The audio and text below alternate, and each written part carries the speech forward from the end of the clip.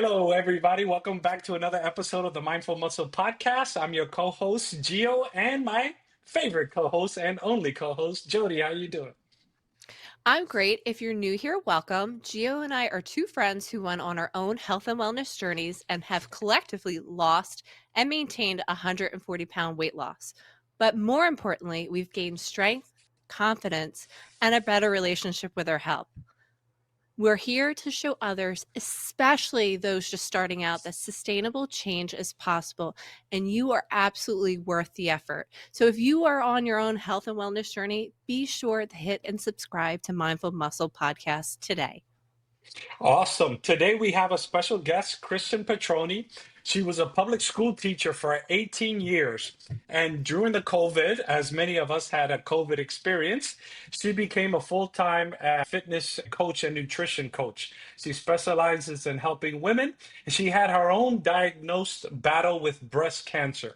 Today we're going to hear her story and her insights. Kristen, welcome to the program. Hi, thank you. I am so excited for Kristen to be here. Her and I have been following each other on Instagram as two women who just love the barbell and everything weightlifting. And she has a very women empowering women vibe to her, not only her social media, just her vibe with her herself. So I am so excited to learn more about her and hear more about her story. I was just going to Oh, say thanks. That was really nice. so I was like, let's dang.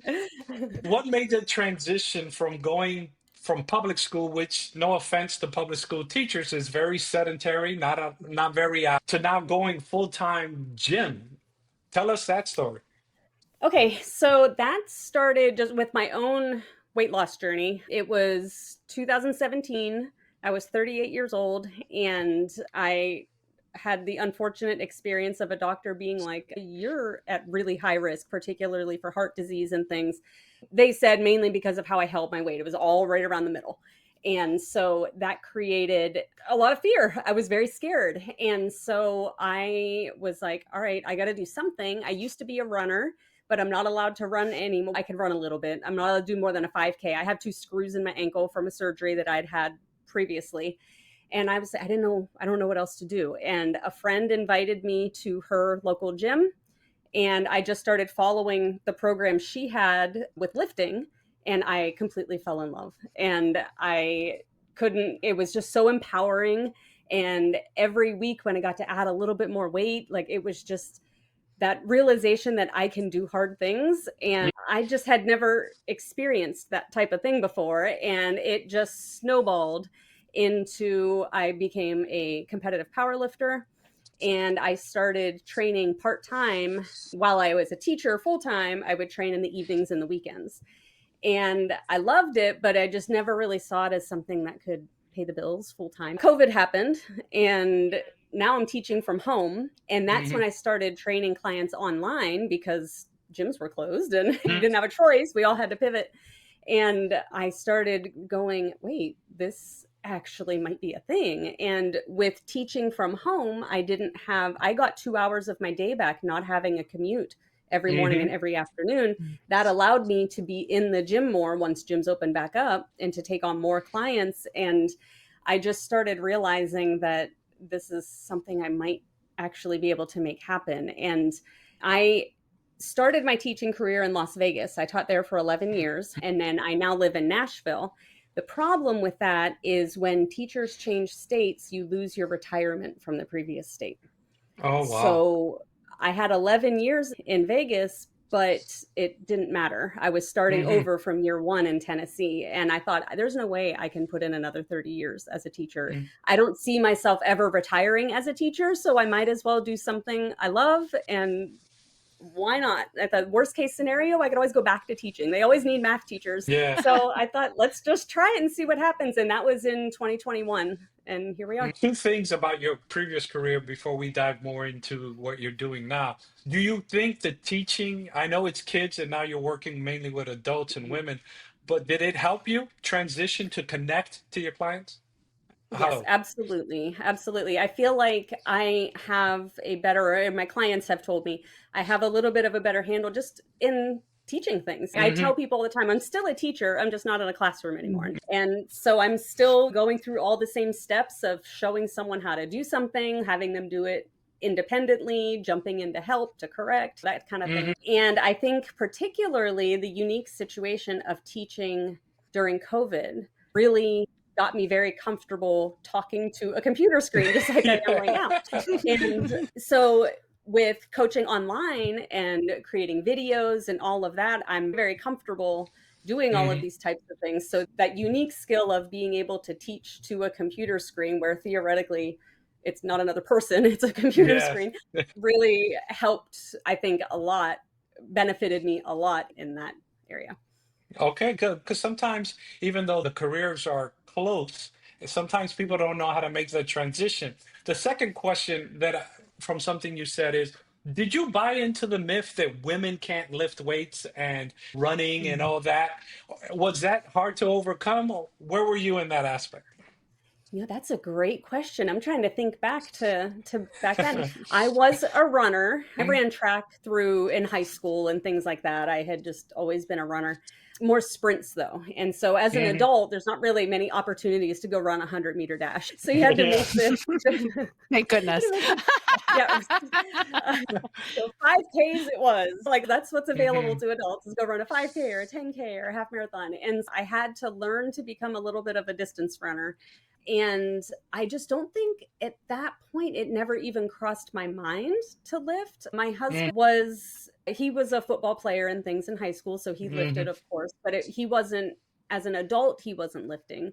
So I think I just wasn't really exposed to it. And then I Mhm. did go to the gym with that friend who invited me. It felt very foreign, but it felt very exciting. It did Okay. almost feel like something I shouldn't be doing. Like it was like a rebellious act of some kind to go do that. And I think that's was at least part of the appeal, was that I was doing something that I think was very atypical for women. That being said, then, do you come across women now, though, who have that thing that, oh, I should be dainty and run only. I don't want to get bulky if it was that easy. Yes. Yeah. Especially early on. I think that my messaging now, especially on social media, on Instagram, and I try to get that through my website, I actually don't come across too many women like that now because I think they see the things that I post and what I'm about. And I think they just don't reach out to me. But early on, yeah, definitely. It was a lot to overcome. And I think while I don't have a lot of the whole I want to be dainty and run type of, Mm, definitely do get women who want to lift, but they're afraid to, or they're just nervous. They think they're going to get hurt as soon as they pick up a dumbbell. I don't get a lot of the women I work with, I think because of the messaging that comes out on social media, I do get the women who say, I want to be strong, but they're afraid. yeah. So that's where I come in. Okay. Before we continue with the interview, why don't you let people know your website and your handle here where they can reach out to you? Yeah, sure. They're both the same actually. It's my on Instagram and on Facebook and YouTube. It's at Math and Macros. I was a math teacher and Mhm. I teach nutrition with macros, so Math and Macros. And then my website is just mathandmacros.com.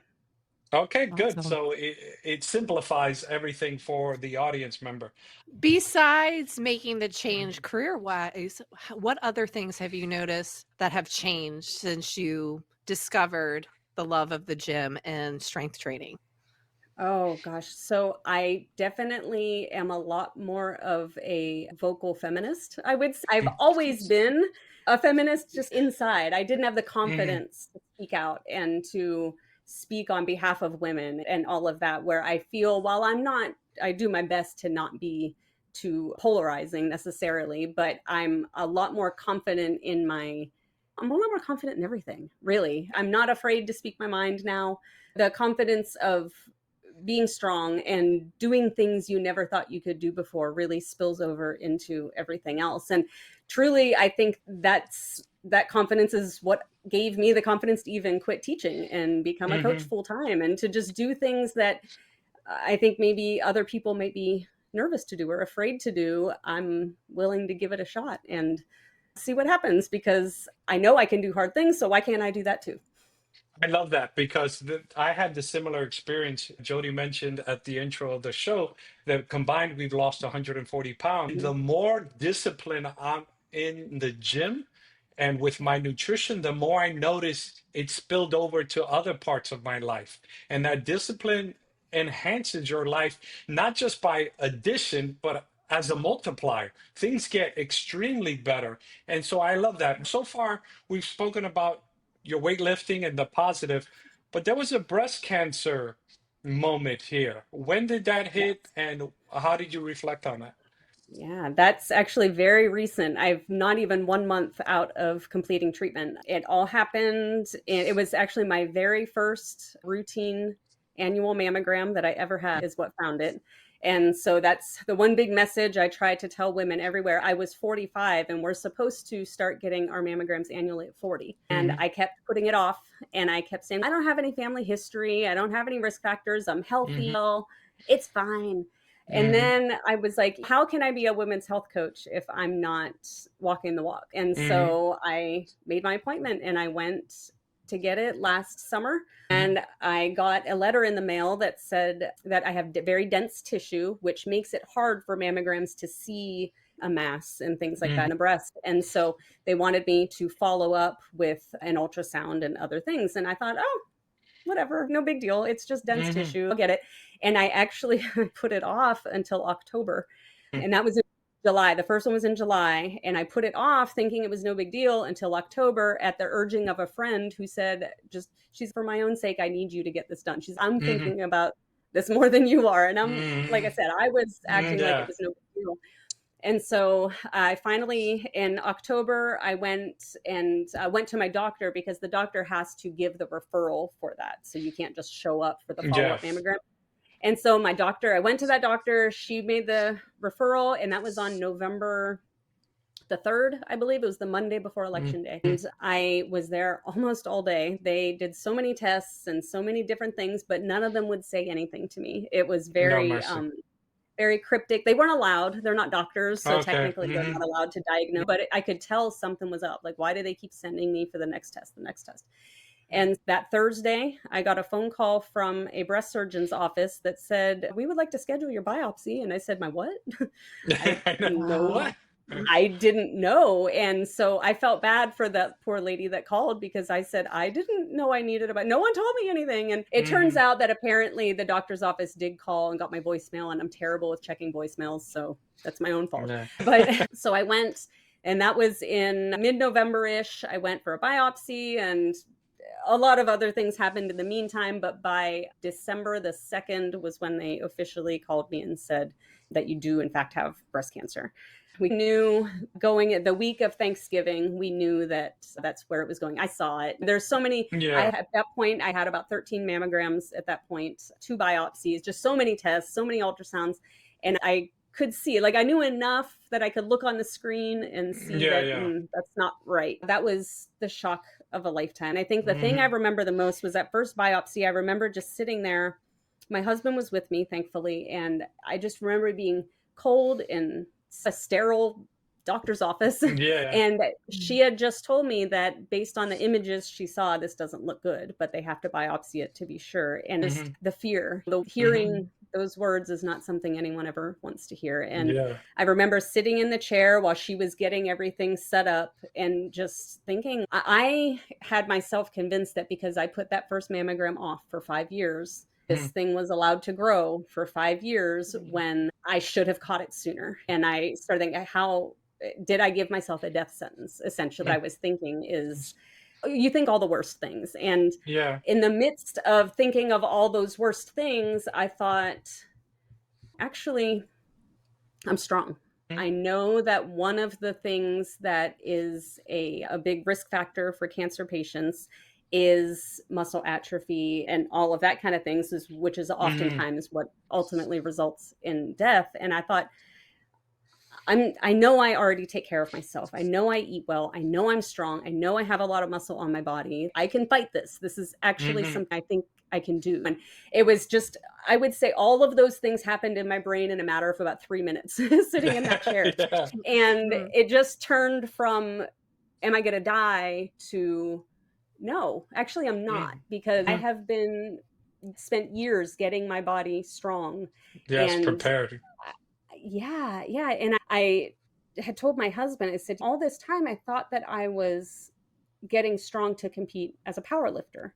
Mm. And in reality, I didn't know it, but I was really getting strong to compete with cancer. And that mindset of knowing that I'm strong enough to do this was, it was just Game everything. It changer. was, Yeah. yeah, absolutely. And so anyway, long story short, through the end of that was, I fortunately, it was very early stage cancer. We Mhm. did catch it early in spite of my putting off my Yeah. mammogram for 5 years. And I had surgery in December, and then I had radiation all through February and March. And March 13th was my last day of radiation. Thankfully, I did not need chemotherapy. Okay. And yeah, and so now I'm just, so active treatment is done. I'm now in physical therapy for on my shoulder. I'd lost a lot of range of motion between surgery Okay. and the radiation. I'd lost a lot of range of motion there, and I'm on hormone blocking medications for 5 to 10 years. But otherwise, we're good to go, and hopefully we stay cancer free. Amen for that. Let me share a quick story similar to yours. I had a friend of mine in his late 70s, and he's a religious man like myself, but he kept getting the impression that God wanted him to work out. And he's, man, I'm 70, man. My youth is behind me.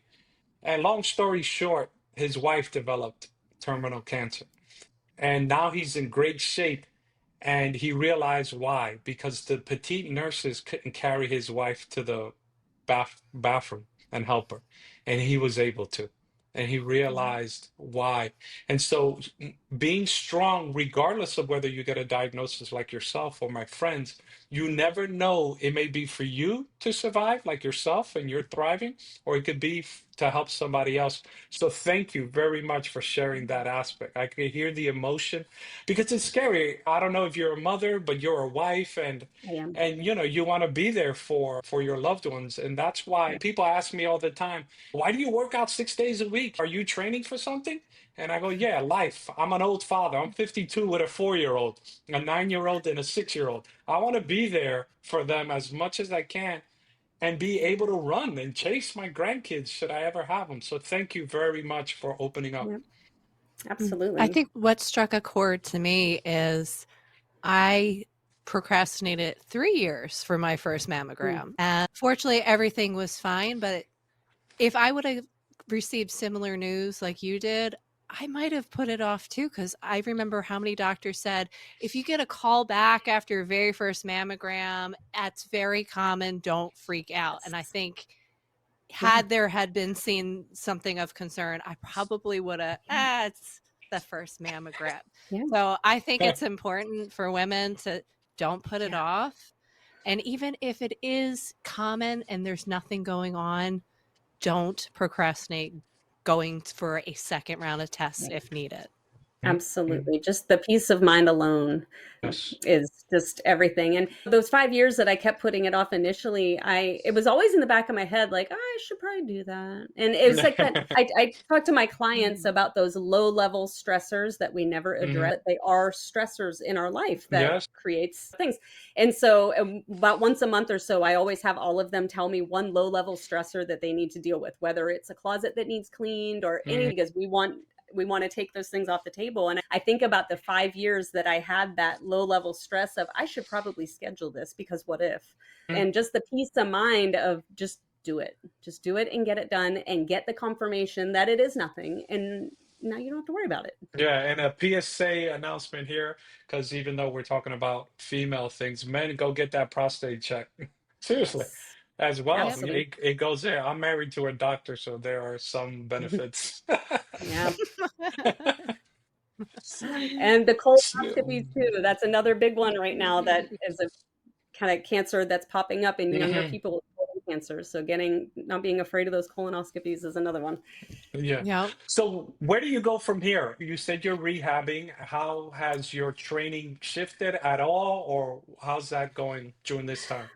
So at this point, I'm just trying to get back into the routine. After surgery, I was not able to lift anything over 10 pounds for about 3 weeks. I had only had a lumpectomy. I did not have a mastectomy. So my Okay. recovery was much shorter. It was only about 3 weeks where I couldn't lift anything. And then honestly, it was just hard to get back into it, mainly from a mental standpoint. It was Mhm. just very stressed out and Yeah. all of the things that were going on in life. And radiation really kicks your butt with fatigue. Okay. But every single doctor I went to kept telling me, because of what you do, because you lift, because you do things, this whole experience is going to be so much easier for you. Don't stop doing it. So I really tried hard to at least get 1 or 2 days a week in. I did walk quite a bit through everything. And then now that I'm done and most of the radiation fatigue has dissipated, I am trying to get back to 4 days a week lifting.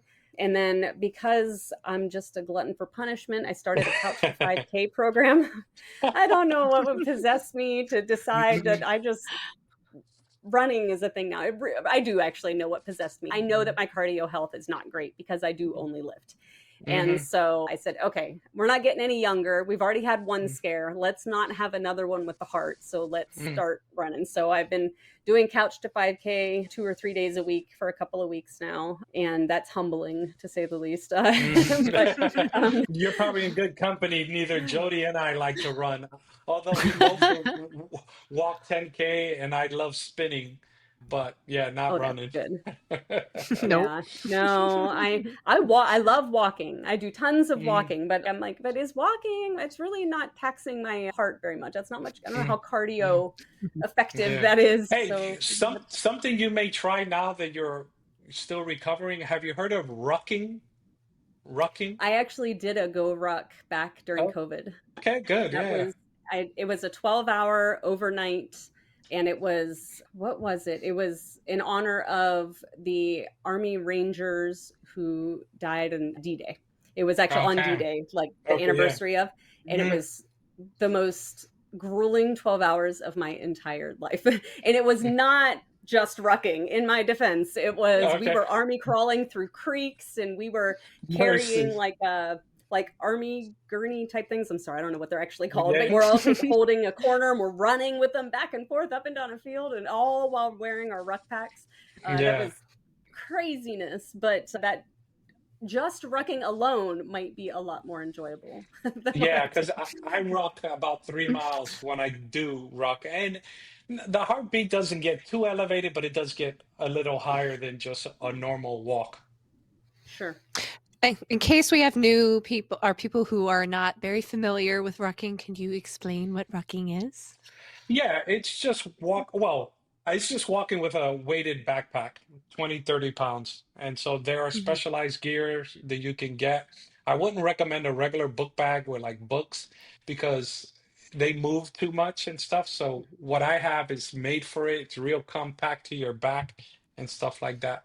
You are working out, you're getting back into it. What about your Mhm. clientele? Did you put them on pause? How did that go? No, I didn't. Bless them all. I worked through it and they were incredibly patient with me and my fatigue. I Cool. had to cancel just a few appointments around surgery and things like that. Mm, Otherwise, I managed to go in. There were obviously times where I wasn't able to help them load the bar or whatever because mm. I wasn't allowed to pick up the weight. But no, we made it happen. Somehow, some way, we made it happen without many cancellations at all. Okay, so you do have a physical location as well then? I do. Yeah, I have a garage gym. I have a fully stocked Hmm. garage gym, so I train out of here part-time, and then I train out of a local gym just a couple of days a week where I rent space out of there in addition to online.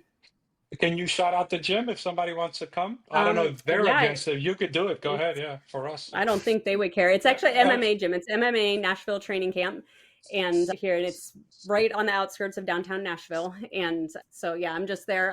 Like I said, I rent space out of there 2 days a week, 3 days a week actually. One day is only an hour, but 3 days a week I rent space out of there. And they have some actually just brand new equipment that they've just gotten in the last year. A whole area of brand new machines and things, and it's great. Yeah, I love Nashville, by the way. I went to undergrad in Chattanooga, Oh, okay. Tennessee, and then I have a cousin who works for Dave Ramsey, lives off of in Franklin, which is not too Yeah. far from Nashville, and so I love that area. Yeah, it's nice here. I've been here since 2014, I think, is when we moved here from Hmm. Vegas. And we're originally from Northeast Ohio, so we wanted to be able to drive back to our family in Ohio without being too too close. Yeah, exactly. You heard that, family. They No, know it's not a I secret. yeah, I know. That's why I don't live in Florida.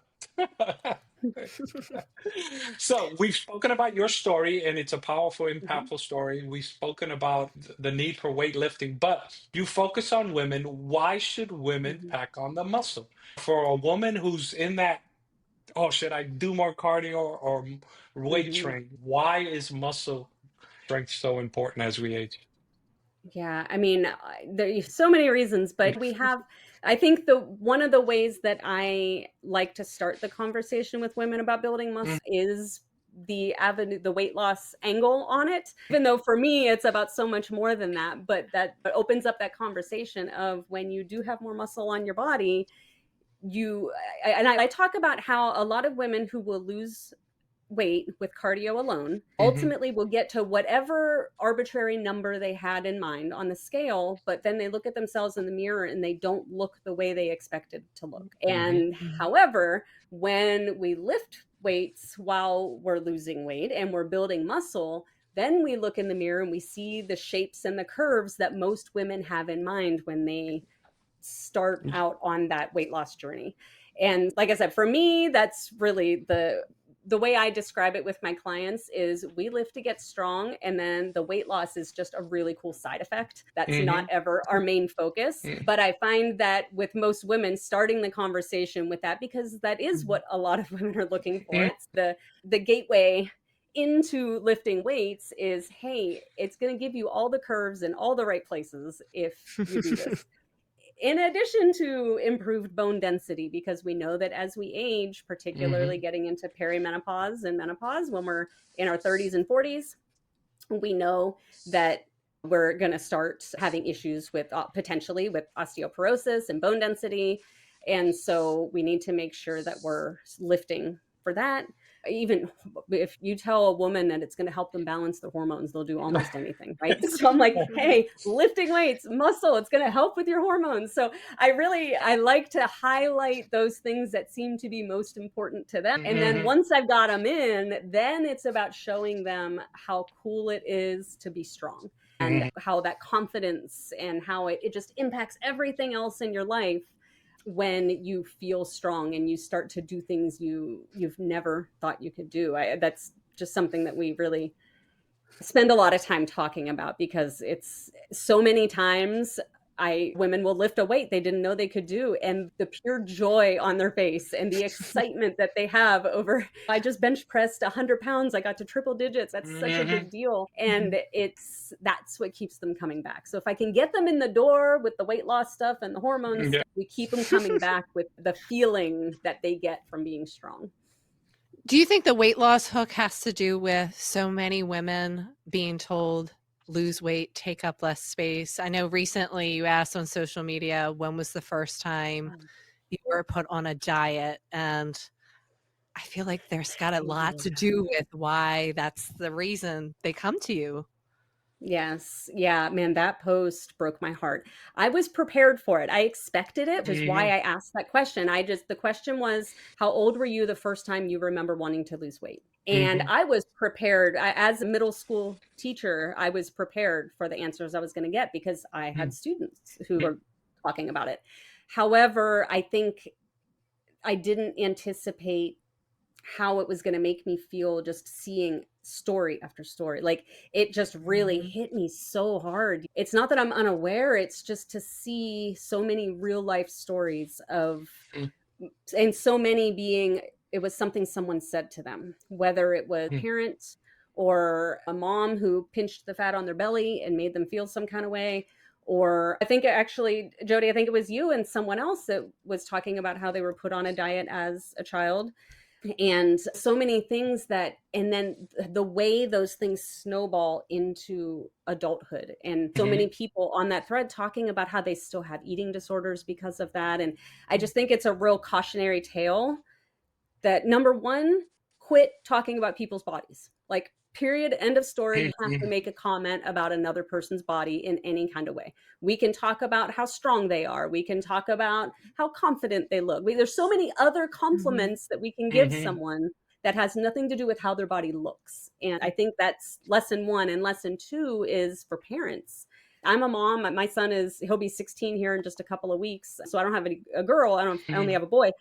But I think it's for both genders. We, as Yes. parents, we have Mhm. to watch. We think that we're being helpful by saying, oh, maybe you shouldn't have so many Doritos. But really, the long term effects of that, the women that answered that question are in their 20s and 30s and 40s and still remember something someone said to them when they were six. And I don't even remember what question you just asked me because there's I have no idea No, if I answered it. but it's important, and, like, I'm a mom of boys, and I used to hear comments during my transformation, "Oh, Jodi, you're getting so skinny," and I just let it roll off my shoulder because I know they mean it as a compliment, until my son, who I thought I was safe from that bullet, said, "Mom, I wanna be skinny. How do I be skinny?" And I never say I wanna be skinny. It's about health. That's not why I started my Yeah. journey. It was to get control of my health. Sure. It's to be Mhm. strong and healthy, and that's what I tell my kids. It's about being healthy and strong, not Mhm. about being skinny. Skinny does not mean healthy Healthy. at Yep. all. And No, this conversation is good because I'm listening to two women who have three boys combined, and I have three girls with no boys. No, but it's good for me to learn to make sure the messaging. And eventually, kids are going to do what you do, but they do hear stuff from other people, and you have to protect them from that. Earlier, you were talking about losing the weight and not liking how you look. And that Mhm. happened to me when I was starting to lose weight. My diet was, oh my, what I was consuming was on point, but I was walking about 10 miles a day. I would walk 3 miles after every meal. And because I work from home, but I didn't like the way I was looking. It wasn't until I started lifting weights that the weight was coming out with the look I wanted. So that is Yeah. so on point because that's in essence what women are looking for from the aesthetic standpoint, right? They want Yep. to look feminine, not just a skinny pole with skin on it. You know what I mean? And that the weight is not gonna make them bulky and look like a man. It's actually Yeah. going to give them all the feminine curves that they're looking for. Yeah. Yes, yes. So, Yeah. Could you share with us some success stories? Because you mentioned you've had women come to you, but they want to get strong, but they're scared to touch a barbell. I would love to hear a success story of that mindset shift and the confidence. Yeah, I think one of my favorites is my client slash friend, Amanda. And she mhm, came to me in 2021. We started working together in person in the gym. mhm, And she had previously had a trainer, but they did mostly kettlebell work. So mhm, all of mhm, her, everything was kettlebell, whereas we start with actually I use a little bit of everything really. Mostly we start with like things like dumbbells and some of the machines and then we gradually build into barbells. And when I mentioned to her like, "Hey, what do you think about trying a barbell back squat?" She immediately panicked and she was like, "No, Mm. the person she was with before, when she did it, she fell backwards with the bar on her mm. back and it just scared her. She doesn't ever want to do it again. She was just like, uh-uh. And so I wore her down because I am who I am. And I said, okay, we can do a box squat. You literally are just going to sit down. You're not going to fall. You're just going to sit on the box. You'll be safe. And so finally she did. And then most recently, she ended up actually transitioning into being one of my powerlifting athletes. And No, nice. this was maybe a year or so ago. She's had a baby since then, but her last meet that she did, she ended up squatting 260 pounds in a meet. Whew. And I just love that she went from no way I'm putting that bar on my back, squatting 260 pounds at competition depth. That's one of my favorite stories I like to tell everybody because it just speaks to that fear that women have, particularly of a barbell in general, and then overcoming it. And as a coach, we can find ways to work with a person who has fears like that. We can, like the box squat, for example. You don't Mhm, have to just go down on your own. Let's just sit down on the box with it or start with a mhm. not a Mhm. whole 45-pound barbell, but what about an easy bar? Or there's modifications and things we can make to make someone comfortable enough to build up to the thing we ultimately want. I think too often coaches and trainers really just try to go big or go home for whatever reason, Mhm. but that's not realistic for a lot of people, especially women who are maybe a little bit nervous about being there. So speaking of Amanda, going continue with Amanda. No way, no way, I'm gonna do it. Now that she talks about it and she's in competition, What's her mindset like now? And Oh, and I'm sure she always was even prior to this. I mm, didn't see it as much early on, but as I've gotten to know her better, she is truly one of the most competitive people I will ever meet in my entire life. And in addition to what I love about her is her competitiveness, where she just always wants to keep going, keep pushing, keep mm, trying. But also, she's a great teammate because she is one of the first ones to jump in to help someone who might be new, and she'll be the first one to tell the story that I just told when someone else is maybe afraid of putting the bar on mhm, their back. And it just allows people to not feel alone. And she's very open and she's very comfortable with helping other people out and even helping with forms. Sometimes she'll see something with someone's form and she'll tell them and she'll go, "Oh, I'm sorry." I'm like, "No, you're very well trained. You go ahead and you help. That's fine." She's always afraid she's going to step on my toes as a coach. I'm like, "No, mhm. you go for it. You're doing great." So she really, over these last whatever 4 or 5 years, however long it's been, she's developed into a great teammate, and someone in a lot of ways, not just push for more weight and really Mhm. celebrates the PRs and the wins, but she's great with the newer people who are looking for that confidence, and she helps give them that. I That's think it has to awesome. do, yeah, I think it has to do with the fact that when you've been there, on the other side of it, you can sympathize more from experience once you're on the other side. And that's what we try to do here on the Mindful Muscle podcast. We're older. I'm 52. I'm not going to say Jody's age. We're 43. not, okay, we're not spring chickens. And a lot of people think that once you're Mhm. older, that's it. You can't get back into shape. And we need to dispel that myth. Age is nothing but a number, and you can make gains even in your 50s, 60s, and Yeah. beyond. Yeah, Mhm. absolutely. That's something. In fact, just the other day, I was squatting and it wasn't anything comparatively to where I was prior to cancer. It Yeah. wasn't much of a big deal, but it was the most I've done since my diagnosis. It was 175 for 6 reps. And I Mm, was thrilled, beyond about it, just because I couldn't do anything before. yeah. And that's why I posted that on Facebook and I said, age, time, all these things are just excuses because you Mm, are absolutely capable. And I said, I'm going to show you, and I don't mind saying my age, I'm 46. And I was like, I'm going to show you that even an old lady like me who just mhm. got done with cancer treatment can do this. If I can do this, you can do this.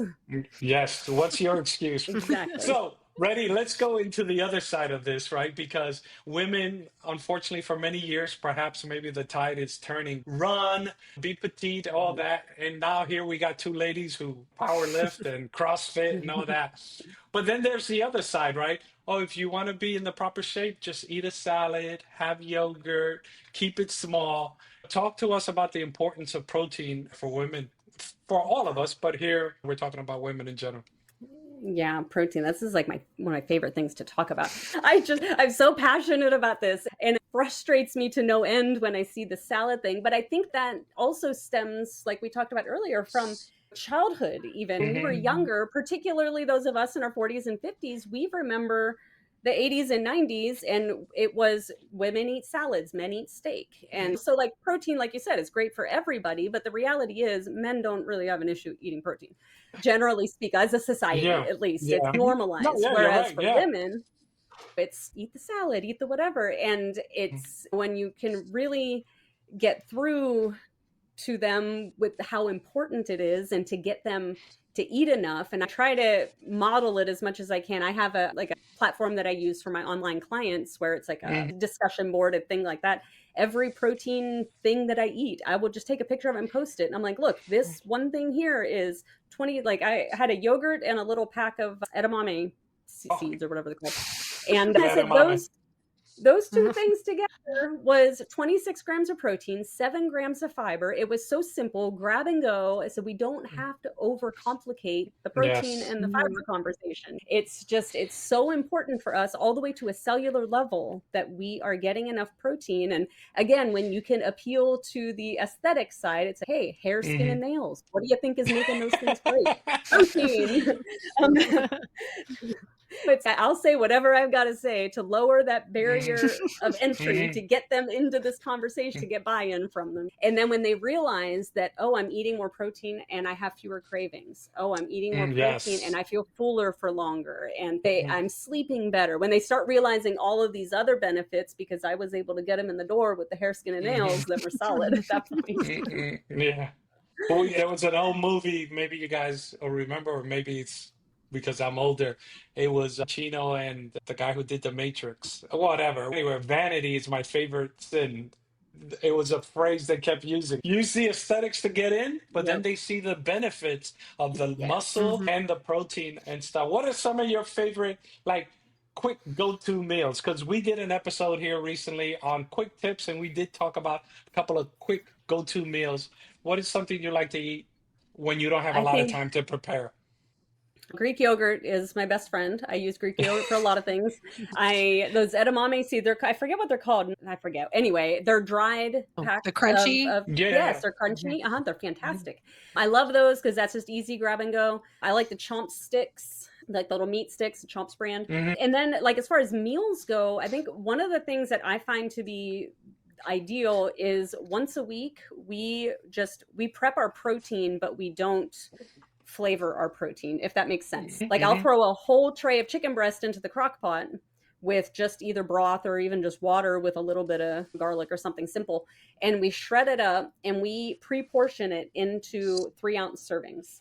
And so all Mhm. three of us, myself, my husband, and my son, that's our go-to throughout the week. And you can do anything with it because it's plain. We might have Mhm. barbecue chicken sandwich with it one day. We might throw it on top of a salad another day. We Mhm. might put it on tacos another day. And so you can, it's so fast and easy because it's already cooked. All we've got Yeah. to do is add whatever flavor we want. We Mhm. can have our meal ready to go in 10 minutes with a decent bit of protein in it. And so I think the best tip that I usually teach people is to just prep that protein ahead and just have it ready. You mentioned edamame. I'm 100% plant-based myself, but if you ever have you ever tried edamame pasta? Not edamame. I know there was Black is bean it black pasta. bean pasta? Yeah, Maybe I've had that. yeah. And we do High like the protein. garbanzo pasta. Yeah, that's lower protein, but the edamame protein pasta Mm. for 180 calories, you get 24 grams of protein. So Oh, I eat four And it cooks ounces. That's fast. yeah, and does it it cooks in five really? minutes. Yeah, Is it once the is this water is just like at the boiling. grocery store? Yeah, you what kind of groceries? Yeah, you can if you go to Just Walmart, normal. although I don't like Walmart, but Yeah. yeah, you can Mm, find that. Push come to shove, you can get it at Whole Foods or mm. Amazon. Because a Oh, lot of that's people have given up on pasta, right? Because you get refined yeah. pasta, it's only about 3 grams of protein. Wheat is Mhm. only 7, but you get that in mommy, it's 24 grams. And I'm a That man, so I eat 4 ounces. That's 48 grams of protein right there in one That's pasta bowl. incredible. And soy, that's your complete proteins. I think that's one of the Yeah, arguments that people try to make about plant protein is it's not a yeah. complete protein. Nope, soy is, Yes, it is. and your Yeah. quinoa and whatever else. And it's funny because you mentioned about prepping the meat without the seasoning. We do that Mhm. with the tofu too. You Yeah, just prep a lot of tofu and then just grab it plain and then season it. And it's yep, quick as a microwave and stuff. exactly. So Exactly. we're It's just wrapping being up. prepared. Yep, we're wrapping up this episode here. Once again, give people your website and where they can find you. Sure, you can find me at mathandmacros.com or I'm most active on Instagram at Hmm. mathandmacros, but I do have a somewhat questionable quality YouTube page that's also at mathandmacros. I don't put as much on it as I should. I Yeah. often think about it. I'm like, really, I should, but it's there. And but yeah, but and Facebook also at mathandmacros, but Instagram is where I'm most active. Okay. Okay. Jody, close us out. Say there's a woman listening who's spent years trying to shrink herself physically, emotionally, maybe even in the way she moves through the world. But something about your story is waking something up in her. What would you say to that woman right now? I would just say do it. You are worthy, you are capable. And I think that's something that so many women question their own value. And I think a lot of times, especially in women who have been thinking of shrinking most of their life, they find their value comes only in how they serve their family. And it's waking up that idea of you are worth putting yourself first, because when you put yourself first, then everything else can fall into place. And I always tell them, you cannot hate your body into a healthy body. Does that make Mm. sense? You Yes. can't you can't hate yourself. That's what I'm trying to say. You can't hate yourself into a body that you love. And so putting yourself first and recognizing your worth and recognizing your how capable you are of doing really incredible, amazing things is the first step. And so if I could say anything, it's that you are worthy, you are capable, and do whatever it is you dream to do. Amen for that. That can preach. So everybody on the Mindful Muscle podcast, follow her on Instagram, on Facebook if you have to. Her website is listed as well. Kristen, thank you for sharing your story, for being vulnerable with us, because you never know who's going walking in your footsteps, including the breast cancer. And you have shown us that you don't have to be a victim, even when you're going through difficult times. So thank you very much. And until next time on the Mindful Muscle podcast, be blessed. Thank you.